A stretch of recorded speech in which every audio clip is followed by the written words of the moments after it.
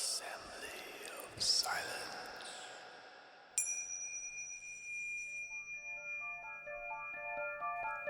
Welcome to the Assembly of Silence Radio Hour.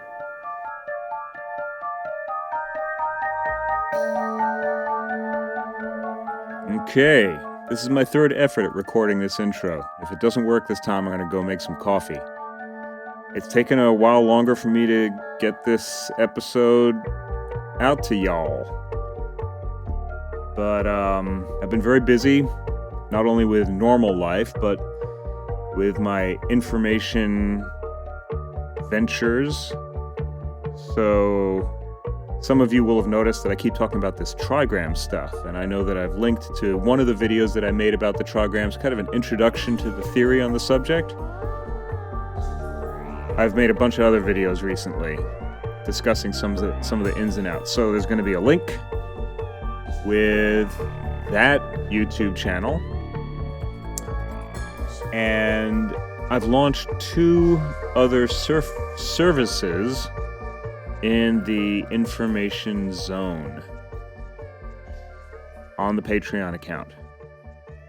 One of them is a songwriting service. I used to be an aspiring professional musician, spent a great deal of time pursuing that dream, and developed a certain degree of skill at it.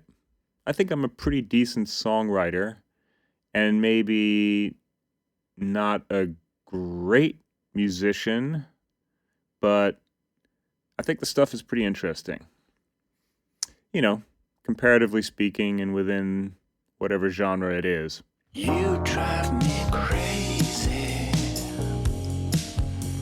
with everything you say and do, but I wouldn't have it any other way, 'cause we got something true. So, Patreon now has a couple of songs up there, one for subscribers only, and the other one is associated with this songwriting venture that I will link in the episode description. The basic idea is, for a flat fee, I'll write a song on any subject and give you a complete recording. So I think what I might do is I'll put one of those songs in the background while I'm doing the rest of this intro. Wouldn't that make sense?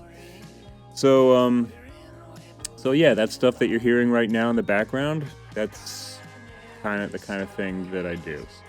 So maybe I'll do two of them. So I'll switch to the other one now. You can hear what that one's like. So I'm also coming out of the closet. I've been thinking about a variety of different subjects for a long time now, and for about 20 years I've been working on this, I'm going to use the air quotes, astrology system. It's not astrology. Astrology is the wrong word, but that's the word everyone uses. It's a natal chart reading. So that's another service that I'm now offering. The link is in the description below. So patreon.com/TaijiReality, TaijiReality. If you want to check out some of these new offerings or support the Assembly of Silence. And so now for this episode, I'm really pleased to have Cahlen back. He actually reached out to me. He wanted to discuss a particular topic. And Cahlen makes his own video series on YouTube. And he actually makes a number of video series. And he has this wonderful disclaimer at the beginning that I really should integrate into every single episode that I do here. And what it basically says is, I probably got something wrong at some point or another in this episode. So just keep that in mind. And having edited this episode, I'm sure that I got something wrong in it. There were a number of times where I really didn't express myself as well as I could, and that's actually, I think, pretty normal. I'm not the best at saying things in the best way possible. I feel like I have some relatively worthwhile things to say, but I'm not that great at saying them in a way that's going to be easy to understand or consistent. But in this case, I actually blew it a few times, I think. Cahlen put together a playlist videos of people talking about this subject. The subject of free will is what we're going to be discussing. And I think, quite frankly, many of these well-known persons also really blow it when it comes to this subject. So I don't feel so alone. It's also worth mentioning that just during the time that we were discussing this and collecting material and recording, and in the space between the two episodes that we recorded, some news items came out about how some of the experiments that were used as the basis for instance, Sam Harris's perspective, have been shown to be incorrect. So I think that's really fascinating. Something's going on right now in terms of a shift of perspective here. So when you're in the middle of a shift of perspective, it's difficult to really drill down on exactly what's going on yet. So we're trying to get our mind around this complex, interesting, and problematic topic. So it's a long episode, and there's going to be a one after this that we've already recorded, which is also long, and I think I'm going to take a little section of particularly juicy stuff and just put it in there for you subscribers to Patreon. And I think what I'm going to end up doing is creating a third episode on the subject where I kind of collect my thoughts and try to integrate it into some of the things that some of the other things that are being discussed regularly. So without wasting your time one more moment, here it is, the latest conversation with Cahlen on free will. Enjoy. This is going to be an interesting challenge. Do you mean the conversation topic or something else?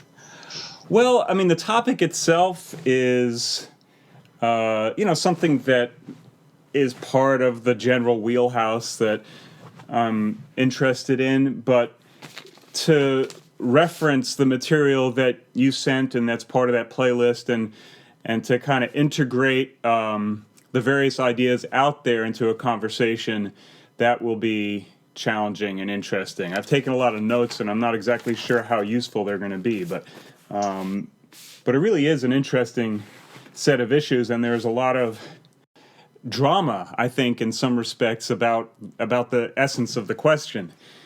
You know, it's something that seems to strike at the heart of what it means to be a human being, or maybe even more generally, what life is all about. So the way that we however we decide to view it seems to have a huge impact on our sense of what it is that we're about and what the world consists of. Well, I think you just gave a pretty good intro, so I'm gonna recommend that we have that be the beginning when you just got back with your notes. And, okay, great. I want to give kind of introduction to people listening, like what started this conversation. So I have it's kind of a podcast, but Ask Cahlen. I let people ask me anything they want, and then I make a video answering it. Mm-hmm. And normally it's pretty easy, but I got into this. I had a video just recently called "What is Free Will?" No, not "What is Free Will." What is natural law? Mm. And I posted that, and I got into a conversation in the comment section with someone. And this was a very, very logical person, who's throwing out logical rules and fallacies and calling me on all that type of stuff, which I think is a good thing. And basically he's like, well, I told him that I used to be basically Sam Harris. Sam Harris is someone who does not believe in free will. He basically thinks it's an idea that doesn't mean anything at all, essentially. Right. And that he believes that the world is completely deterministic. And I used to think exactly like that. And I still listen to him, and I still find him totally convincing, but I just feel like there's something missing. And so this guy on the forum was like, well, it sounds like you're a convert, putting in kind of religious terms, which I was a little annoyed at. But I said, well, he said, what's the argument that convinced you? And I said, I'll just make a video about it. Uh-huh. And so, I want to do a good job with the video, and I want to answer I would like to be right about whatever I'm saying, but really what's more important to me is that I'm representing what I actually believe at this moment. And yet I'm not totally even clear on what I believe. I mean, my belief in free will, I think, is largely based on the fact that there's a lot of people who talk about other things, and their perspectives on those things I agree with. And they also, all of those people tend to believe in free will. And so that's not really a very good reason to believe in free will. Though I think that is how we make a lot of our decisions or beliefs, just basically on who do we trust and what do they believe. Well, I think it's really anyway, important. So I went into this. Yeah, I'm sorry to interrupt. Yeah, go ahead and finish. Go ahead. Okay. So basically, I started watching videos on YouTube. I made that playlist I sent to you, which is just a bunch of videos on different perspectives of what free will is, both, the hard determinism, the, compatibilism, which thinks that they can both work. And then there's the libertarian view, which is, we're totally free to do whatever we want. And I just thought it would be better, for me to kind of put that all together in a conversation. And I really couldn't think of anyone better to do that with than you. So that's essentially what I see this conversation as. Well, thank you. That's high praise, and I'll do my best to give you whatever it is that I have to offer. I think that it's really important to really drill down on what it is that we mean by free will, because from my point of view, a lot of the people who are talking about free will are not really talking about free will. And I would include Sam Harris in that category. So what do you think, how are we going to define free will for the purposes of this conversation? Yeah, see, that's a hard thing, because when people talk about free will, it seems like it's largely a semantic problem, and people mean different things. And I would say yes or no, depending on which thing we're talking about, I suppose. So, I feel like that's kind of my goal here, is to figure out what I mean by free will. And so I don't feel like I'm quite ready to answer that question right at the beginning of this conversation. I could list out the different types of free will that people seem to refer to. Yeah, in some ways it might be interesting to try to do a quick survey of the various points of view that are expressed in that playlist that you sent out, although that could get us into the weeds pretty quickly. So in some respects, it might also be better to just jump to the chase and have our conversation, never mind what everyone else says. You convinced me that it may be best to just start with what each of us thinks it is and then go from there. Great. Yeah, so let's continue along those lines and see if we can drill down into the terms, because fundamentally, you can't have a conversation that's meaningful until the terms are agreed upon. So until we have a sense of what's meant by free will, whatever it is that we say about it is going to be ridiculous. And that's what I hear happening a lot in these conversations, is that people will throw things in that aren't necessarily part of what's really covered by the term, at least the way I see it. So I'll say, from my point of view, what we're talking about with free will is that there is an agent that's capable of making a choice. And I don't think there's really anything more or less about it. It has to do with freedom to what? Will? Well, will has to do with wishing. It has to do with some kind of future potential. It has absolutely nothing to do with whether or not that potential is realized in the way that one conceived of it. It's just simply the ability to make a choice of whatever appears to be the various options available to one. And so the opposite of that would be the automaton that has no choice in the matter. Like, irrespective of its understanding of things, it's not going to have an ability to choose. It has to go with one way or another, assuming that an automaton could have some kind of consciousness, right? So there is this strange discomfort between the idea of the universe is consisting of fundamentally automatic, deterministic processes, and that everything is in some way or another essentially a machine, somewhat along the lines of what's covered in the third section of All Watched Over by Machines of Loving Grace, the documentary by Adam Curtis that talks about basically kind of the selfish gene theory and how it was used as a way of explaining human behavior in a very deterministic fashion. So there's the discomfort of that thing coming up against a more perhaps humanistic traditional concept that we are conscious beings who have the ability to make choices and to some extent steer our destinies because of that. So that's really, I think, the fundamental question, is whether or not we're able to make a choice. You know, and so what do you think about that as a basis for the conversation? Well, I think that's a good place to start. I think I agree with you. I mean, basically, it's just saying that people, I would call it people, are fundamental to the universe, and fundamental to people is the ability to make a choice about something. Does that sound like basically what you're saying? Yeah, I mean, the extent to which, you know, what's meant by people and whether or not it's, I mean, obviously we are an attribute of the universe, otherwise we wouldn't be here. So, yeah, I basically agree with that. It might be worth pointing out just briefly some of the things that seem to get folded into the concept of free will that maybe don't belong there. Like, one of the things that Sam Harris seems to have a problem with is this question of the various things that occur to him. So the sort of limitations on what it is that we can conceive of as possibilities. And then he also seems to have a problem with the difficulty in implementing whatever it is that we decide to do. In other words, the outcomes aren't always in line with what the will is going after. And he sees that as being for some reason or another, a problem when it comes to free will. But it's sort of like any other thing where there's some sense of free agency. There's nothing that says anything whatsoever about it actually leading to the desired outcome. You know, it's just a question of whether or not one can act freely. And then when it comes to the source of the various options that one's able to conceive of, I think that Harris makes some interesting points about that fundamentally there is a kind of a before we're able to notice it, the phenomena within consciousness has already occurred. And there's a number of different people who have pointed this out, that basically a thought happens to you, you don't manufacture it yourself.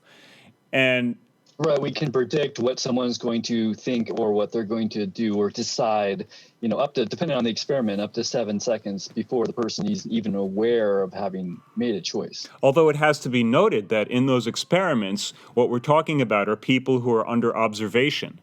And so that's a different condition than what you might say is, well, nowadays, I guess it's really not different than what's ordinary, but you could say that organisms are not always under surveillance. And so their decisions aren't necessarily influenced by the fact that they know that they're being watched. But in the case of I agree with that. If you're, I mean, you could talk about it even just in the terms of quantum mechanics. When you're observing something, it changes the result. But do you think that in this case, that what they've discovered is happening in the brain is going to be different in the experimental situation than, you know, just someone going about their day? Well, I can't say that I can't say that I think it would be different, but I can say that we don't know. Because that's the problem with experimentation, is that it is necessarily an artificial situation. Whenever you're kind of putting a box around something so as to be able to observe a given phenomena, and you're doing that just by defining whatever it is that you think you're looking at and what you think the moving parts are within it. So all of those things are abstractions. They're all, you know, you can make different decisions about how those things are formatted. I agree with you, but I guess I'm saying is, like, what do you think is probably the case? Like, do you think it's an accurate representation, these experiments, of what's happening in any other more natural moment? You don't know for sure, but what would you assume? I think that you can do the experiment within yourself, and you will notice that the thoughts happen before you notice them. You know, there is definitely, I tend to think of consciousness as being a receiver, not a manufacturer. Ideas occur to us. Now, we may do certain operations that will stimulate the development of various concepts, but the actual concept itself, quote unquote, occurs to you. It's a happening within your consciousness, and you are subject to those happenings, not the author of them.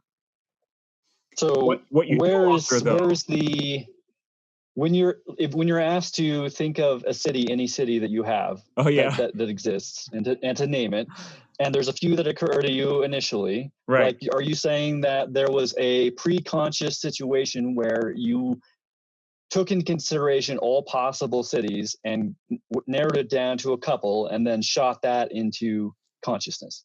Well, certainly it's not all possible because we're not aware of all the possibilities. No one, I don't think there's probably a single human being on the face of the earth who would have had the exposure to all the names of the various cities. Out of the sample of all cities that we have been exposed to. Right. Then. Well, obviously you have then a kind of hierarchy that gets established because you may have been exposed to the name of some city once or twice, and there will be others that you've been exposed to hundreds, maybe thousands of times. So, or have been to, or have some sort of affinity for. But are you saying that these things happen? These are sourced. This whole process of narrowing down is occurring in the fundamental entity, who you are, the one who makes decisions, or is this process happening in the brain? Well, brain is really a good question. And I think that there are some problems with the idea that these things are happening in the brain, because if I'm not mistaken, research has shown that the things that can be isolated as happening within the brain are limited to somatic processes. So when it comes to abstract operations such as higher math, there's no signal detectable within the brain. So a lot of the various functionalities that are happening within consciousness, they really don't have a way of isolating it within the brain. It's basically only the ones that have a somatic response where the body is involved. So the signal that will get sent to muscle, for example, in order to do a movement, something along those lines. So in the action, which is, I think, really fascinating and kind of central to the whole question here. That's what we have the ability to measure, but that might be just because those somatic networks, the signal that's getting sent is a very powerful one, and one that we can pick up with instruments and distinguish out from all the rest of the noise. But it doesn't mean that within the noise. Well, that's possible, but it may also be that the abstract facility is not occurring within the brain. That the brain is a receiver of consciousness, that the consciousness is happening in a non-physical domain, and that the interface is essentially the brain with the body. So all phenomena that requires some kind of biological action will then be detectable within the brain, because the brain is just that interface between consciousness and physical reality. But the abstract processes don't necessarily have a bodily function. There's no need for the body to get involved in them. And if the brain is simply a receiver of consciousness, then it would be happening in some other domain. And that, while I don't think there's any way to necessarily prove that, I think that is probably the most likely scenario from my understanding. So it sounds like you're saying the brain is a receiver, and it's receiving a signal from some other source, and it, it'll process to some degree and then send things to the body to do whatever it's interpreting the message it's been sent, it wants it to do. Is that right? So what is the source of the signal that the brain is picking up? Well, you could say that the brain is picking up signal from its senses in the physical domain, and that it is receiving consciousness from the spiritual domain. And so Okay. the spiritual domain is able to experience the phenomena that the senses send to it, and then it can do a variety of things within that domain. You could say it's sort of like a Platonic realm, wherein various operations are occurring in a non-physical way, and then there's a feedback loop where the will can make a determination as to some type of action, whether that's a physical action or utterance. You know, it all those things are fundamentally physical expressions. So, in the case of, I don't know the exact details of this, but there's apparently some guy who had children and he got some sort of brain tumor and he was acting, he was basically being pedophilic, and doing those types of things. And when they got rid of the brain tumor, that went away. And then when the brain tumor came back, that behavior came back. So are you saying that in that case, the spiritual being was sending a signal and the brain was just, as a receiver, was no longer processing that signal in a correct way and was instead acting in a different way? Is that what you think you're in there? Well, actually, I'd say it's more likely that it would be on both ends of it. So the brain tumor, of course, is a physical mass, and it will impact the sensing capability as well as potentially impact the response capability. So I'd say that what you're getting is a damaged instrument, an instrument that is not properly sending signals to the, or potentially on both ends, not properly receiving sense information, not properly transmitting it to the spiritual domain, and then on the other end, there may be some kind of similar distortion or confusion of the responses. So then, is the spiritual being of that man responsible for the molestation of his daughter? Boy, I mean, that's a moral question that's incredibly difficult to, because on some level or another, we all have faulty apparatus.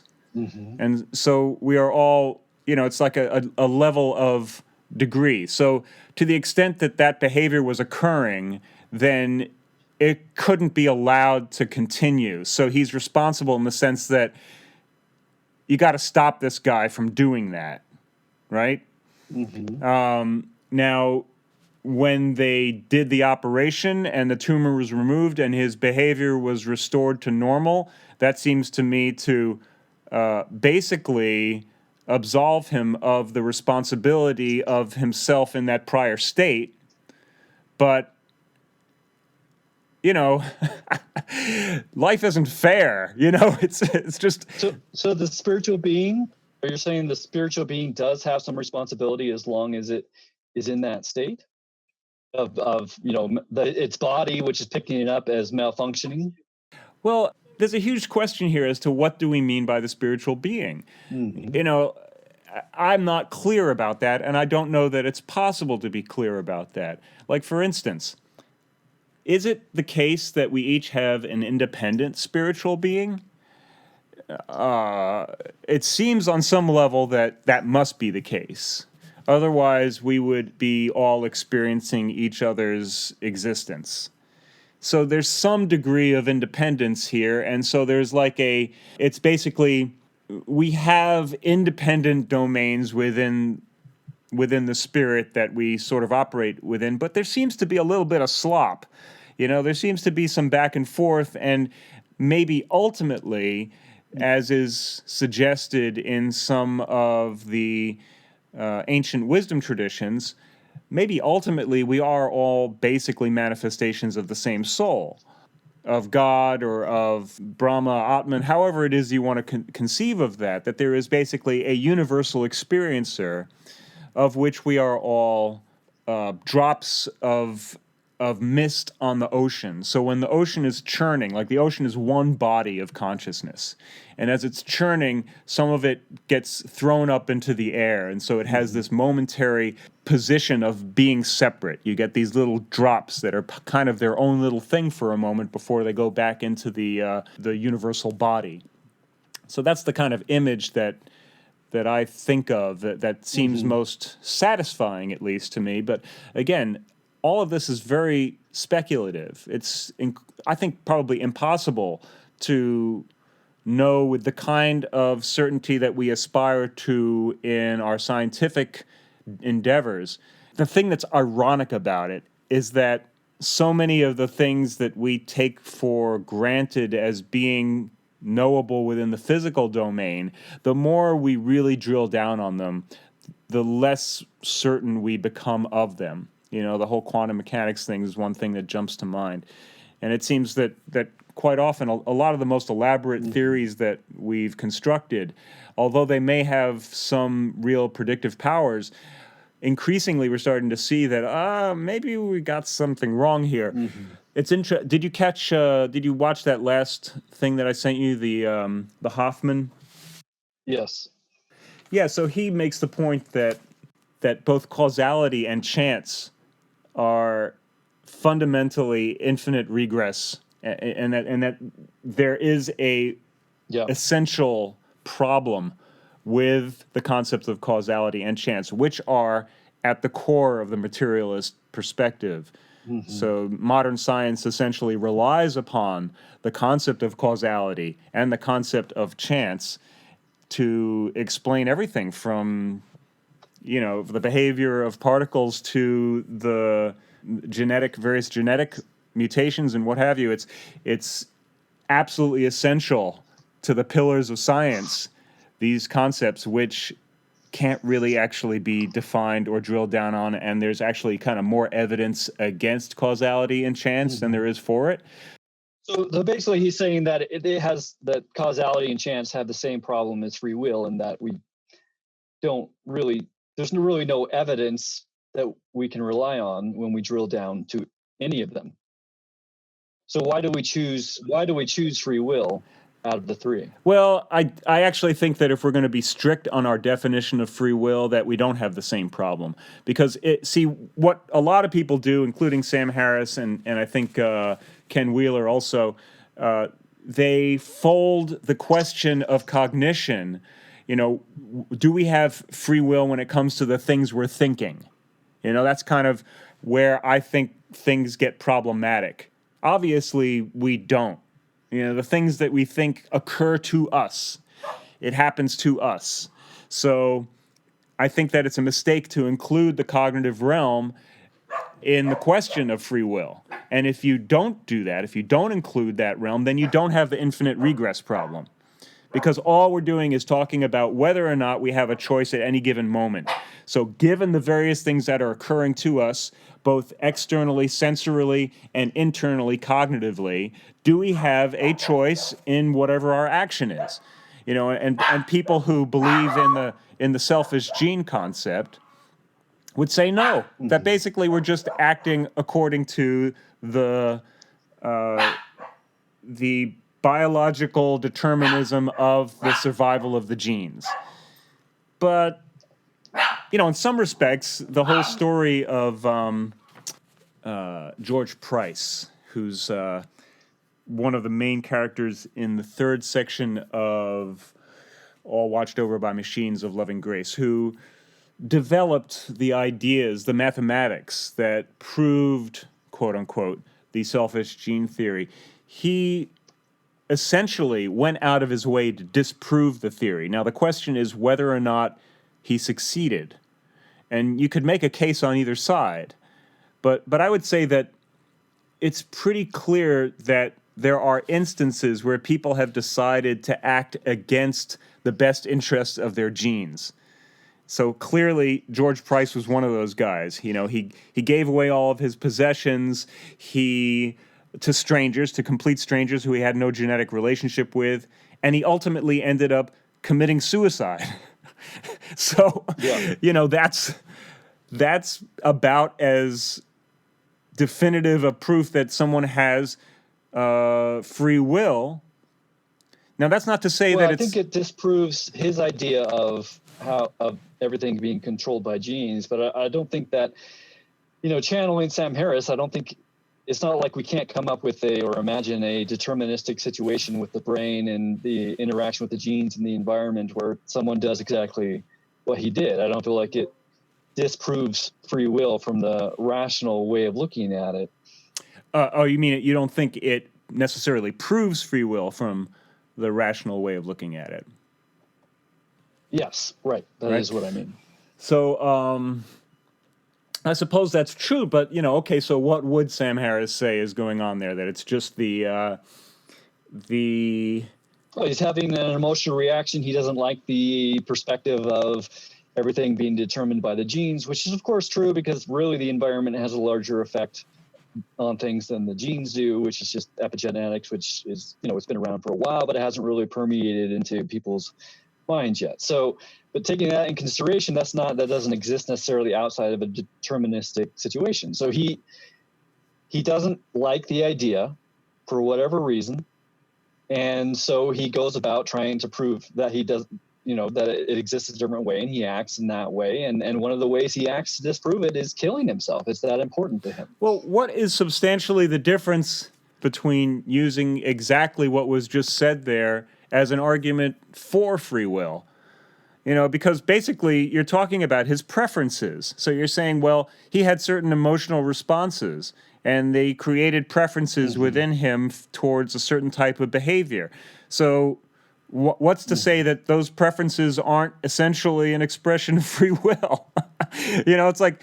Well, because I feel like there's no reason to assume free will yet. I mean, we can imagine a situation where it's working. But there's no reason to assume that it doesn't exist either. It's not an argument against it. I'm just saying that that's not really an argument against it, because you can interpret the mechanism. But the difference is that I can imagine based on my understanding of how the brain works and how physics works and stuff like that, how that would come to be. But I can't imagine it feels like it's impossible to imagine how free will works. And so it just feels like there's a default to, it doesn't answer the question either way, but I feel like I can imagine one way and I can't imagine the other. So I'm going to default to the one which I can, think about. So what is it about what's the obstacle in being able to imagine this as a free will process? Because, it comes down to what do we mean by the spiritual being? And then what if that spiritual being has the ability to make the choice? What do we mean by that? Like, is there a process through which that spiritual being makes a choice?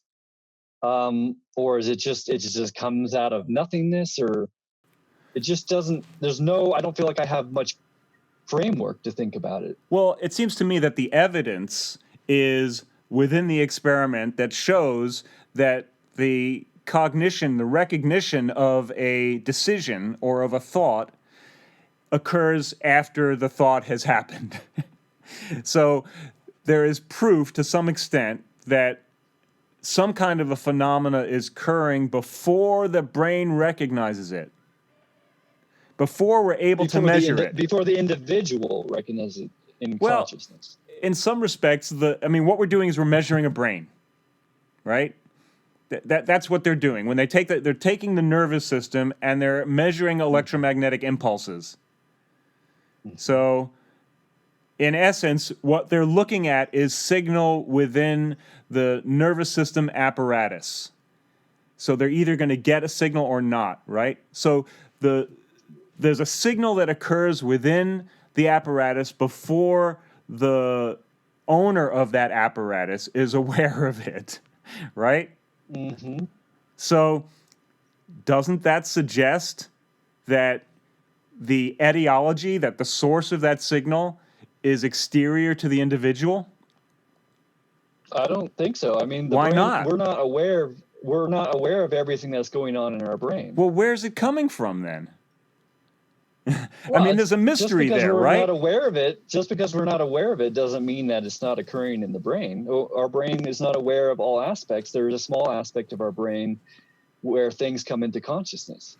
But that's true. But okay, so consciousness, I guess, is a complicated word. It's similar to the whole thing of free will. What are we folding into consciousness, right? So if we're going to think of consciousness as the thing that, like typically in English we'll say, we are conscious of something, right? So if we're going to fold consciousness and say that it's only about what we're aware of, that's a completely different way of looking at consciousness than the way that consciousness is usually referred to just by itself. Like the conscious part of consciousness, right, is a responding, a sensing and responding capability that we're aware of, and then consciousness in general is a sensing and responding capability that we may or may not be aware of, right? So there are autonomic processes, right, that are involved in the management of the body. Yes. Right? Now, as I understand it, most of those processes are detectable. We can see what part of the brain is involved in those. I believe the correct word, I used it before, I hope it's the correct word, is somatic. We can see the various processes happening autonomically within the brain that are related to bodily function. Yes, but because those are largely louder and more distinct signals from the rest of what's going on, which kind of blends into itself. So, I mean, I think you're probably right. We can sense more subtly in the brain what's going on in the brain beyond what's just somatic and what's going to turn into a muscular motion. But I think there still is a limit. There's still things going on in the brain which are so subtle or so drowned out by noise that we don't currently have the ability to detect them. Well, that's possible. Okay, so that's certainly one of the possibilities. So we may be taking. Well, I would say that's. I would say. I mean, I don't know. I've studied neuroscience, and I'm pretty familiar with the methodologies they use to measure these things. And I would say it's a certainty that there is a level which we cannot dive into. We don't have that subtle of technology. Well, yeah, of course, but that doesn't mean that that's the domain within which other operations are occurring. It just doesn't necessarily mean that. But why not? Why would we assume that it's coming from somewhere else once it reaches the point that we don't have the technology to measure? Well, why would we assume that it's coming from there? You know, it's the same problem, right? We don't know. Because it has so far with what we've been able to measure, it seems to be accurate down to the point that we can't measure. So why would we assume that it suddenly enters a different realm when we exit? I mean, we don't know either way. I agree that we don't know either way, but why would we say it's a 50-50 chance at that point? Well, I think it would be difficult to put numbers on it, but all it comes down to is the extent to which we're able to distinguish noise from signal. And we obviously have some pretty fine instrumentation nowadays, and I don't know the extent to which the furthest realms of our technical capabilities are being applied to neuroscience, but I would imagine that they are. So I would imagine that the finest possible levels of gradients are being examined. And that's a pretty fine level of gradients. And if you consider what it is that you're experiencing, so when you do a somatic activity versus an abstract activity, if you're involved in a serious set of abstract problems, it is a pretty intense use of energy. So, you know, it seems to me that that's pretty decent evidence to consider the possibility that the abstract faculty is not happening within the brain. Although it does beg the question, where is the energy going? So, I mean, I ultimately, I think you and I are aligned on what we think in this perspective, but I'm going to be taking the devil's advocate here. So I just want to make sure people are clear on that. And I think really the best way to drill down here is to go back to what we mean by the spirit and its interaction with the body. So we have the example of the guy who had cancer, and we're saying that the body was faulty, and so it wasn't acting according to what the spirit entity would have wanted it to do. And so I assume we would both say that the spirit entity is not responsible at that point. but we probably would both say that the spirit entity can be. Well, Okay. I'm not entirely sure that I would ascribe wanting to the spiritual domain. It's hard to say. You know, obviously, when we're dealing with efforts to understand, we're confronting the realm of the unknown at every turn. And so we have to be really clear about where the lines are and what actually is it within the unknown domain and what we can get some kind of knowledge from. So it seems to me that the seat of agency that has to do with wanting, that has to do with bias, I'm not sure if that's in the spiritual domain. It seems that many of the spiritual traditions suggest that it isn't. So, for instance, within one of the main systems that I'm interested in, the Taoist conception of internal alchemy, the state of balance is one that neutralizes bias, that dissolves thought objects and returns to a state of complete receptivity, as represented in the prenatal arrangement of the trigrams of the Bagua, for example. So, in that state, which is the path towards the spirit, one might say, what you're doing essentially is emptying yourself of all bias so as to experience the spiritual domain. So it's not entirely clear to me that we could say that. So if we're saying that choice is made by the spiritual entity, which I think you said earlier, that would imply desire. No. Or, I mean, just the term free will implies desire. Will means you want things to be a certain way. It means preference. Yeah, well, wait a second. I don't think that I was saying, and if I did say this, I don't think it's correct. I don't think I was saying that the spiritual domain was the seat of the will, and I don't think I was saying that that's where the choices are made from. I think what I was saying is that the abstract cognitive processes that are not somatic are occurring within the spiritual domain, but that the bias of the individual self that's attached to the body, right, which is at that kind of interface between spirit and substance, between the matter and so the material and the spiritual domains have this interface, and you could say that the brain is kind of that interface, the nervous system. So it seems like you're saying that will or desire is sourced in the brain then, not necessarily in the spirit. Yes. Is that right? I think that... So would you say that the brain, the aspects which are coming up with the bias, the desire, which are receiving the signal from this other spiritual being which has cognitive processes occurring inside of it, that the body is the only source of will? Like, that is where will comes into things? Well, like I said, I think there's an interface between spirit and physical, and that is essentially the individual mind. Maybe we could call that the soul.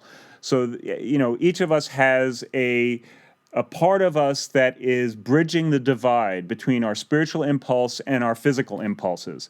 So, being embodied creatures, we have many imperatives that we must abide by in order to maintain the body, and that's an extremely important aspect of our being. But at the same time, there are many of us who explore realms that are unrelated to that are abstract realms, in essence, and that suggest that there is a mode of being that transcends the physical. So the discomfort that we have is in balancing these two things that are in many respects contradictory to each other. The material world is something... So you said that both the material and the spiritual have impulses. Do you feel like that's accurate? That's a good question. I mean, it may be it may be useful to think of it in those ways, but I don't know for certain whether there would be I think that there is a spiritual impulse within the soul. Let's put it that way. So there is an impulse within the soul to move towards the spirit, and there's an impulse within the soul to move towards the material. And we are kind of stuck in an uncomfortable divide between the two. Whether or not there are impulses within the spiritual domain, I don't know. I can't say. I have no idea. Clearly, there are a variety of impulse. You could say signals occurring within the physical. I think the beauty of Hoffman's concept is his mapping of the distributed free will, the interacting conscious agents, which is actually something that I've written a couple of things about. I have a piece that's very similar to that kind of a structure, I think, that talks about some of this stuff. I'll send it to you later, and I'll put it in the show notes for anyone who's interested. So it seems to me that we're dealing with a set of oppositional relationships. That's kind of the basic matrix of all existence. And you could say that the most fundamental division is between so-called spirit and matter. Or as one of my teachers refers to it as understanding and substance, which is a very interesting way of putting it, because if you take a look at those terms, understanding, substance, it's the same thing, right? One is a verb and the other is a noun. So substance is the material. We're dealing with so-called things and the objects, and so we're as things ourselves, we have a physical body, so we're trying to maintain our physical body, so we are concerned with objects, right? But understanding, for instance, shows that, well, the distinction between objects is not all that clear. That's what Alan Watts talks about a lot in his talk, right? He's constantly going back to this idea that the organism environment is an artificial distinction. And I think there are some real problems with his way of looking at things, but I do enjoy his perspective from time to time. And it would be really interesting to get into some of those problems. But so we see that that from an understanding point of view, many of the distinctions that we make kind of without thinking about them too much turn out to be maybe not true. And then we do have this understanding that, well, all of this is temporary. Life is kind of a very brief little jaunt. It's like that little drop of water that separates from the ocean, and it has its moment of flying free. But it's very temporary, particularly when you consider deep time. Even Earth time is makes an individual human life look like nothing, and then if you consider the time scales of the cosmos, even less so, right? So this is understanding, right? And understanding is something that helps to relieve us from the pressures and anxieties of substance, right, of the physical. But it's an uncomfortable dialectic. The two things are in opposite worlds, and yet I don't think you could have one without the other. I don't see how you could have substance without understanding or understanding without substance. They are married to each other. It is the relationship between Hashem and Shekinah. It's God and the creation. So just to bring it back to the relationship between the spirit and the frequency, the radio basically, which is picking up the frequency, which would be the body or the material in this case. What is the source of what you would call free will? Like, is that sourced in the spirit and the body picks it up? Is it sourced in the body and the spirit has some other relationship to it or something like that? Okay, well, I have to point out that the concept of source is a causality way of looking at things. And if we're going to look at causality, it's an infinite regress. And so there are fundamental issues when it comes to questions of causality. But when I step out of the world of causality, I feel like I have no way of thinking about it. I don't know how to think about it. Maybe there's a whole nother realm of understanding which exists where this can make sense. But from from the perspective of rationality, which is the only tool I know how to use, causality is the one that works.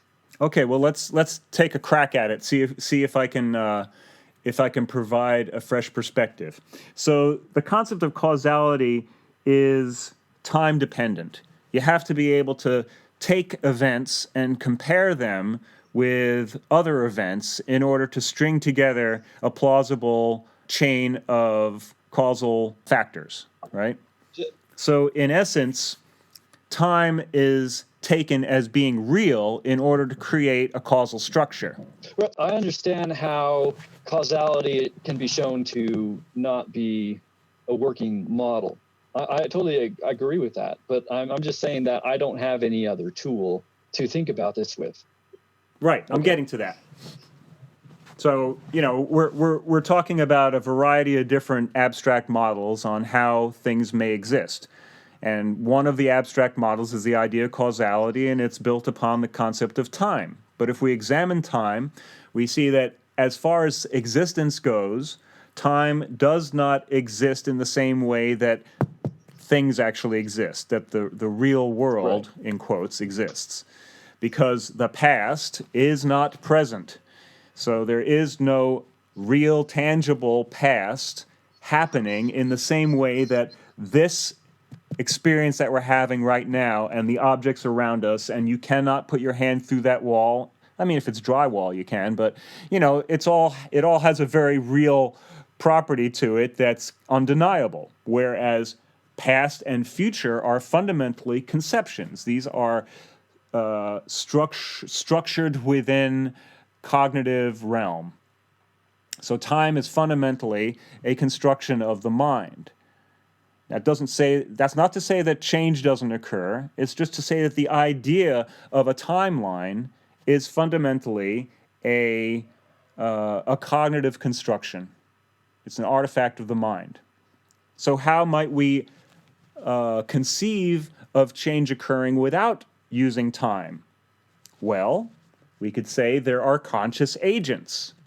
Conscious agents are sensing and responding, right? And as Hoffman points out, that implies time already. Well, it doesn't necessarily involve time. There doesn't have to be a conception of time in order for a conscious agent to have a sensation, because the sensation always happens now. Right, but you said that there's the input and then the output, and that implies the before and the after. That's only if you step back from it.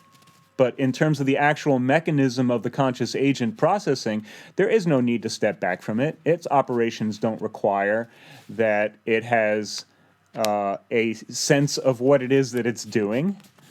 It's not necessary for that.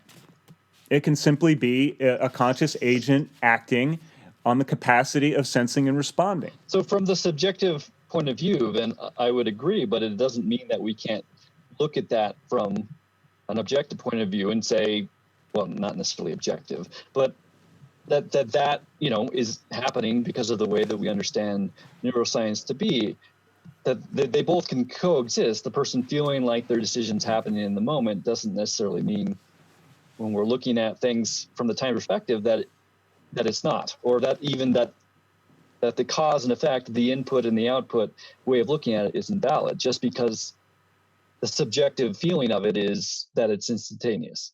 Well, I'm not saying that this is necessarily an invalidation of the causation model. What I am saying is that this is a model that doesn't involve the chain of event causality that relies upon a conception of time. Because if you have conscious agents that are acting only in the present, and so they are sensing and responding only in the present, then you don't need to have any greater sense of causality than that. You don't have to have a chain of events. All you need, basically, is to say that this is an arrangement that responds as it does. In other words, it goes for the isness aspect rather than retrospective, right? So we try to paint a picture that puts together a various set of boxcars, links in the chain that will explain how it is that we got here. But what you could say is that we have a, as Hoffman puts it, distributed free will network, a network of conscious agents, and that these conscious agents are continually modifying each other in the present, and that it's the arrangement of these conscious agents, much in the same way that it's the arrangement of nodes within a network, that determines the properties of the overall network and the occurrences that happen therefrom. So you don't really need to have that. That, I think, is a much more useful and probably realistic model because, as it's been already acknowledged, not only are causality and chance problematic concepts, but the concept of time itself is a fundamentally problematic concept. And you don't need any of those things if you deal with a distributed network of conscious agents, if that's your model. So I would suggest that would be the alternative to trying to find a rational way of tracing the lineage of every occurrence. So in your model of thinking about it, is responsibility a coherent concept? Well, okay, let's define the term. What does it mean? What does responsibility mean? Does it mean the ability to respond? Basically, that you could have, that you had basically a set of choices that you could have made, and you chose to make one of them, and the choice that you made says something about who you are as an individual and how other entities, other nodes in this network are going to react to you. So they're going to judge you not based just on how you're likely to behave in the future, whether you're dangerous or not to them, kind of without a mindset of needing retribution or anything like that, just avoidance of harm, or response. I guess there's two ways of thinking about responsibility. Or responsibility in that you're a shitty person. Like you are a shitty node in this network. You are fundamentally flawed and, bordering, you're closer to the evil side of the spectrum than the good. Well, what I would say is that conscious networks come in aggregations, and the aggregations are like different functions within the overall network of conscious beings. And so each aggregation is essentially a bias. It has a particular point of view. And so any given agent making a decision is going to have a significance to the aggregations of the various collectives that are happening within the larger whole. So you could say that this is the interaction of species within the biosphere, and it's the interaction of different groups within society. So are you saying that morality is merely just kind of the opinion of whatever tribe you're living in? Let's say one node from outside of the tribe decided to destroy, just for no reason, to destroy another node. Like, is that bad because local nodes think that it's bad, or is it bad objectively? Well, I think that it's been noted many times that one person's freedom fighter is another person's terrorist. So quite often... But that doesn't... It still seems like there could be an objective right and wrong. I mean, yeah, people have ideas about what's good and bad, and probably both of them are wrong and right in certain ways, but there doesn't mean that there isn't an objective truth behind it. Well, it's difficult to say, I think. For instance, you could say murder is always wrong, and I think that's, there's a core of our social contract that indicates that that's definitely the case. But let's say you murdered, I guess the classic example would be Hitler, right? So someone who's doing fucking terrible shit, right? So right, but that's a different circumstance. So let's but that's the whole point, is that all of this is dependent upon different circumstance. Well, but I'm not talking about their different circumstances. How do we refer to this in absolute terms? How do we come up with some kind of absolute morality? Well, I think unfortunately it's contextual, and that context has to do with the arrangement of the nodes, and there are going to be different perspectives about it. And obviously that's exactly how it is, because people have different perspectives about as far as some people are concerned. Committing mass genocide is perfectly justifiable in wartime conditions.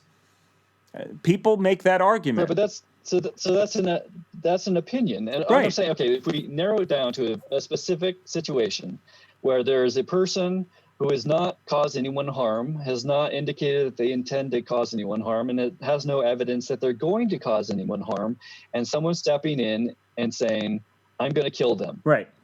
Now, is that objectively wrong, or is that just the opinion of people in that local area of the node network?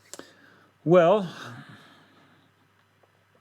you could say that there are periods in time where the continuation of physical existence requires that one do harm to other beings.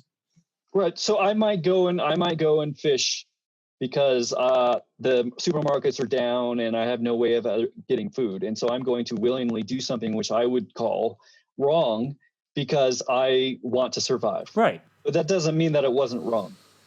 Well, but that's your personal determination, because for some people, survival is the whole story. As a matter of fact, that was something that seemed to be, now who was it who made that really part of their whole structure? Oh, I remember, Mark Passio. So in his worldview, you have this the sort of scientism, materialism, it's but randomness, that things are kind of based on this randomness, and that survival is the primary issue, that's fundamental to what it is that we're Yep. right. That's the greatest good. Yeah, But- from that perspective. Is that actually true? But from some people's point of view, it is. And so it's like the Donner Party, right? Well, I think he's saying So- it's not true. You had a situation where none of them would have survived if some of them didn't eat the others. So some of them did eat the others. Now, I imagine that would be just about one of the worst kinds of situations that one could be in. But obviously someone there justified that to themselves. And when you take a look at it objectively, like, well, I guess if you really believe that survival is the most important thing, well, there you go. It's like, what's the difference between that and deciding, well, it's really wrong to eat fish, but I'm going to do it anyway because I want to survive, So it's just a much more extreme version of that. Well, yeah, Yeah. there's how we interpret it. Like, I can recognize that I can believe that it's objectively wrong to take the life of something else when it is not threatening me. But in certain circumstances, the biological imperative is going to trump that, and I'm going to go fish that thing out of the river and hit it over the head. But that doesn't mean that there isn't the objective right and wrong. There's a wide view of perspectives about how to behave, but it doesn't mean that there's not objective truth about it. Well, so here we go with free will again, because obviously we have a choice when it comes to right and wrong. So we can believe that something is wrong and do it anyway. So what does it mean to believe that something's wrong if we do it anyway? So do you think something's only wrong if you believe it's wrong and then do it? That's a good question. If we actually abided by our principles and never did what we thought was wrong, would it really be wrong? That's a great question. I don't know how to answer that.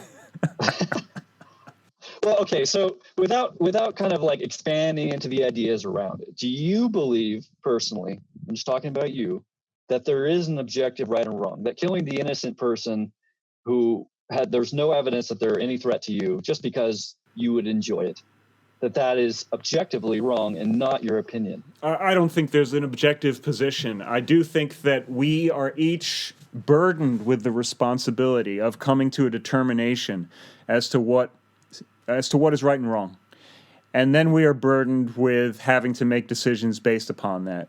Okay, but we're not making a decision based on we're not trying to come up with an idea of what is right and wrong because we just want to create our own idea. We're trying to figure out what is actually true. Well, yeah, but that's what we have to do. It's each of our individual task to figure that out. We can't really say with any certainty that there is a collective or objective truth to that, because there are so many different versions of what people have come to believe. In the act of trying to determine what is the right or a wrong way to act in the world. There is just implied, it's an assumption just implied in the very act of doing that there is a truth about it. Yes, but it's not necessarily a universal truth. It's a personal truth. How can we... I don't think so. I think that at least when I'm trying to make that determination, I'm not saying, well, I'm just going to come up with something and I don't think it has any relation to what's true. I'm trying to find out what's true. And I think that's true for everyone, I would assume, but I guess I don't know that for sure. Yeah, I don't know if that's the case. It seems to me that some people will accept what others have decided without questioning it. That it just seems... Because they believe it's true, though. Yeah.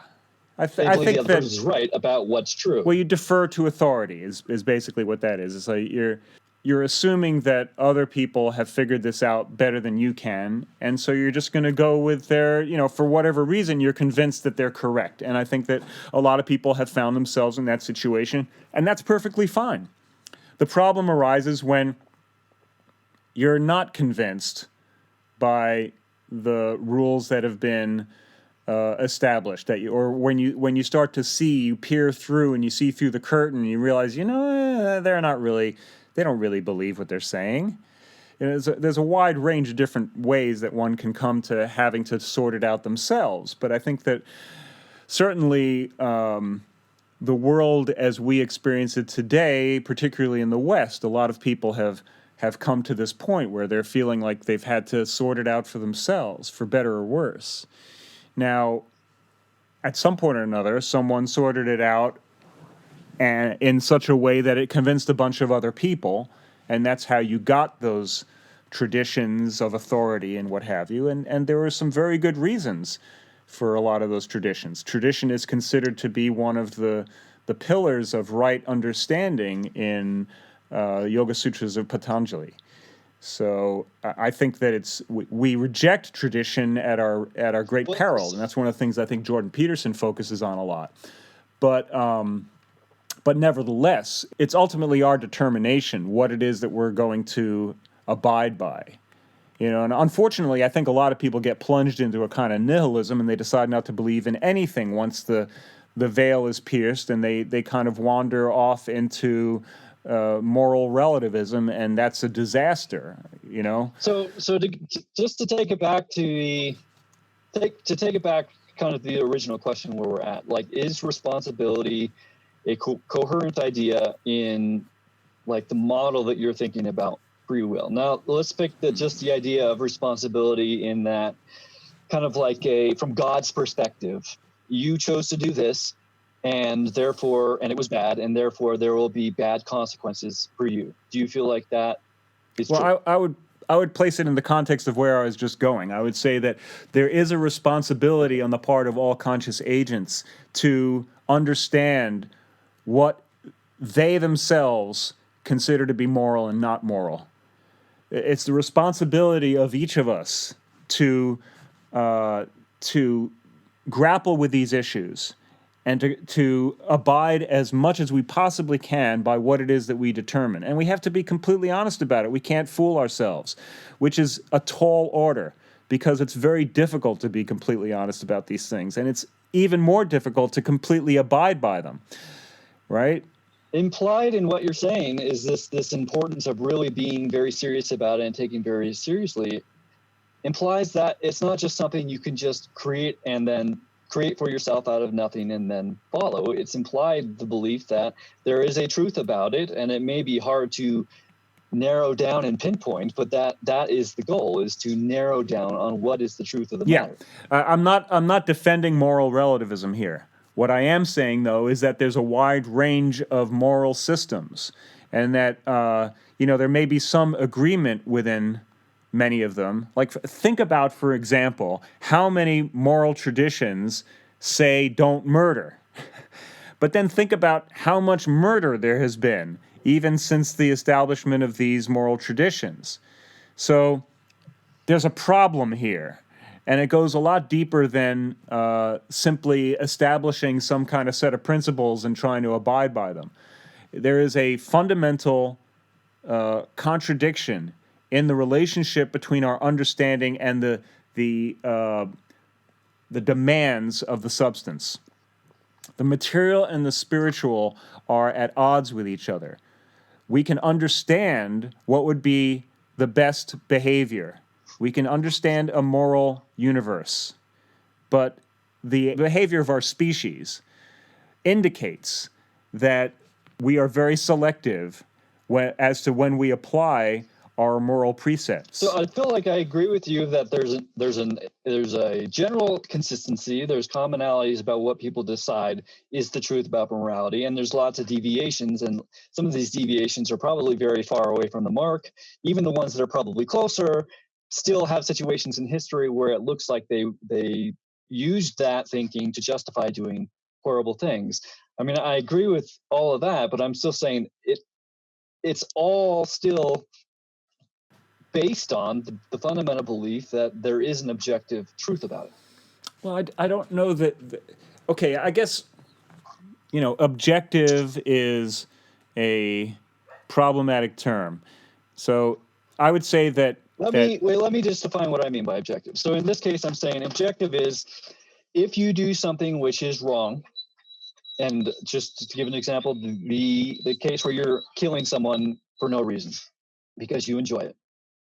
That will have, whatever the deciding, the thing, the source of the choice will suffer consequences for having made that poor choice.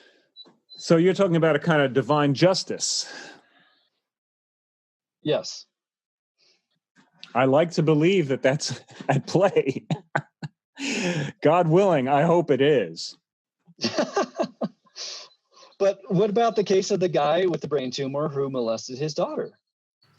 When we're talking about some sort of absolute truth, the question is, within what domain? It seems to me that the absolute truth of the substance is in contradiction to the absolute truth of the spirit, of the understanding. The absolute truth of the understanding is that substance comes and goes, bodies come and go, it doesn't really matter. Meditate and neutralize, and all this will pass. The understanding of the substance is you only get one life as far as we can tell. Yeah, they say we live forever, but as far as I can tell, I'm just here now. I better get what I can while I'm here. Those two things are, that's like the survival mode that Passio. Yeah. Mark Passio. Yeah. That's the dilemma that we're faced with. There's a certain absolutism to both of those things.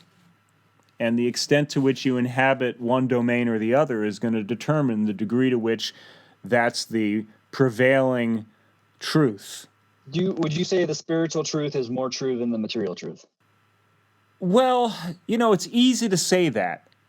And I tend towards that domain, but I'm also somewhat aware of the kind of pain that you suffer when you deny the material reality.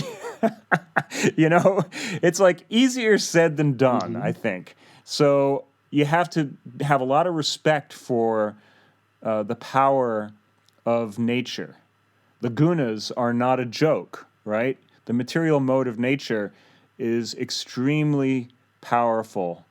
But would you say that the goal of the entire material world is to overcome those pressures, to withstand torture for prolonged periods of time and still do what would be the correct thing to do from the spiritual perspective? I think that's an excellent model for what we're dealing with. Yeah. But I think that we deny the substance, the material world at our peril.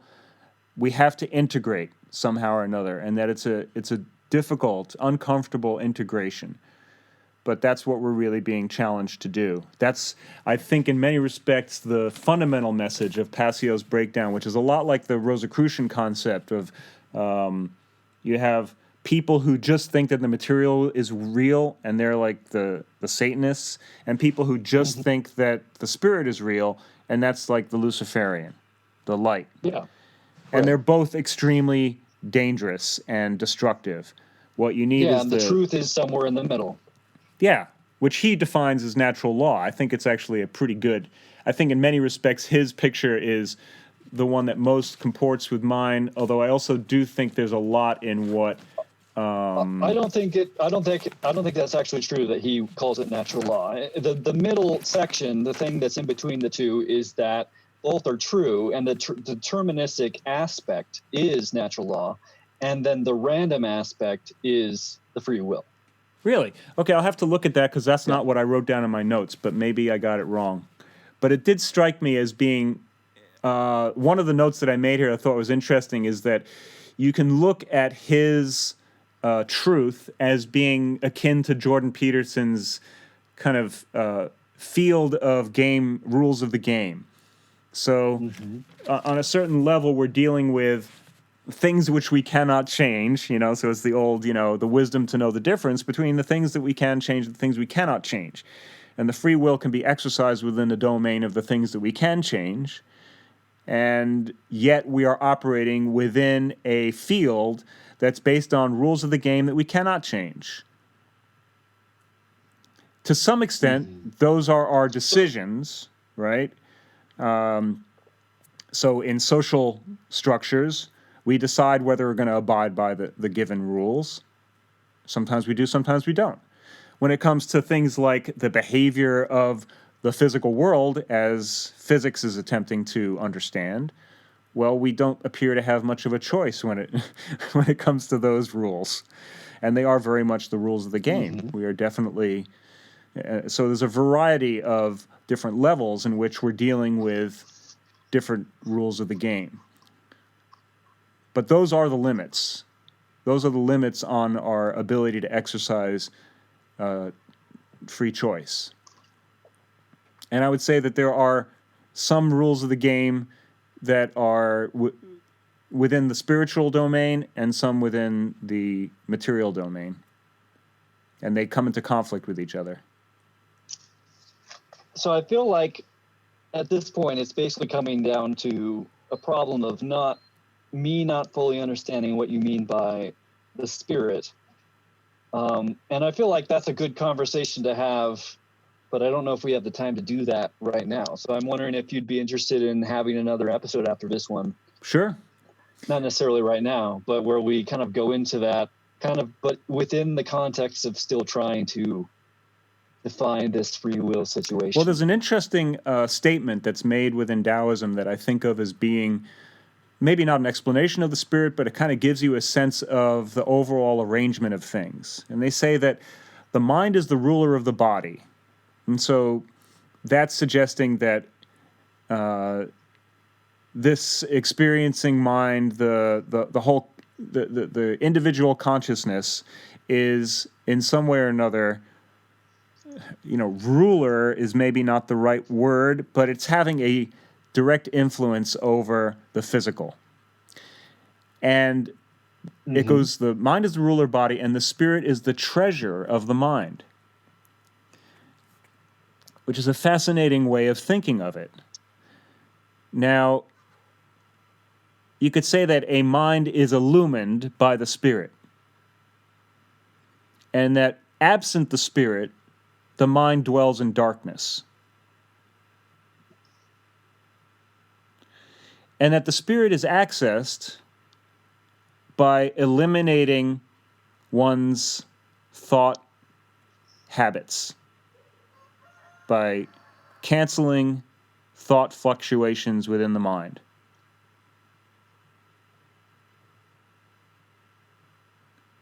Now, what is the spirit? Well, I mean, it's the treasure of the mind because it illuminates things. But can we say anything beyond that? I feel compelled to. So you think that we can't say anything beyond that? I think we can say a shitload beyond that, but can we back it up? I don't think so. I like to think that the spirit is, the model within the Judeo-Christian is perhaps something along the lines of the Spirit speaks to us from God. It's the message from the divine realm, and that so we have the capacity to get just a little taste of something beyond our own meager and often miserable existences through this capacity, through the spiritual door.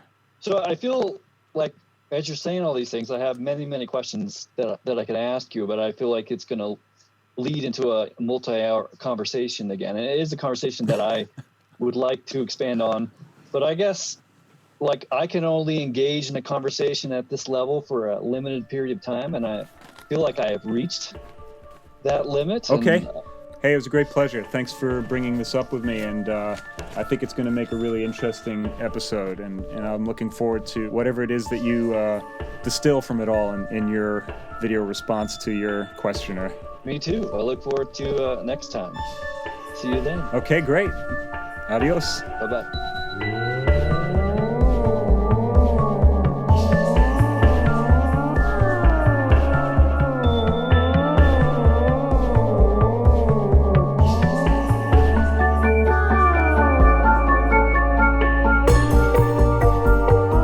Thanks for listening. We look forward to serving you again soon. In the meantime, remember, turn that thing over a few times before you pick it up and take it home.